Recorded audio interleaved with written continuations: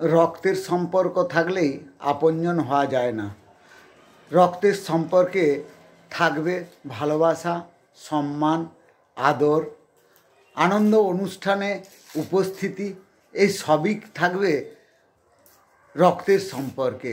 আর সেটা যদি না থাকে, সে রক্তের সম্পর্কের কোনো মূল্য নেই। আপনি যদি বিপদে পড়েন, আপনার রক্তের সম্পর্কে আপন ভাই, দাদা, কাকা যদি আপনার পাশে এসে না দাঁড়ায়, সেই রক্তের সম্পর্কের কি মূল্য?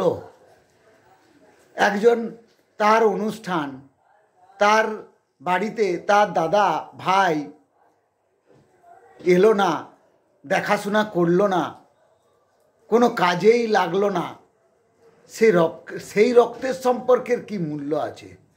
তার থেকে তো বন্ধু বান্ধব তারা ভালো। তারা যদি এসে আমার বিপদে আপদে সব সময় পাশে থাকে, তো তারাই তো আপন হয়ে যাবে।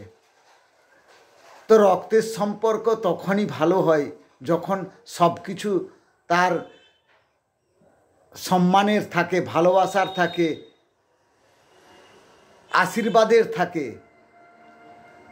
তাই রক্তের সম্পর্কের থেকেও তখন আপন হয়ে যায় যারা বিপদে এসে পাশে দাঁড়ায়, আনন্দের সময় কাছে থাকে, আনন্দ করে, আনন্দ উপভোগ করে। আবার তারা সব সময় খোঁজ খবর নেয়। রক্তের সম্পর্ক আছে অথচ খোঁজ খবর নেই, দেখা পাত্তা নেই, সেই রক্তের সম্পর্কের কি মূল্য আছে? এমন রক্তের সম্পর্কে কোনো আশাই করা যায় না। আশা করবেন না তাদের কাছ থেকে। আপনি আপনার আনন্দের কথা বলবেন, বলার সময় সে যেন তার মনে কোনো আনন্দ হলো না। আপনি বললেন, সে যেন বিরক্ত। এমন রক্তের সম্পর্ক। আশা করি ভিডিওটি ভালো লেগেছে।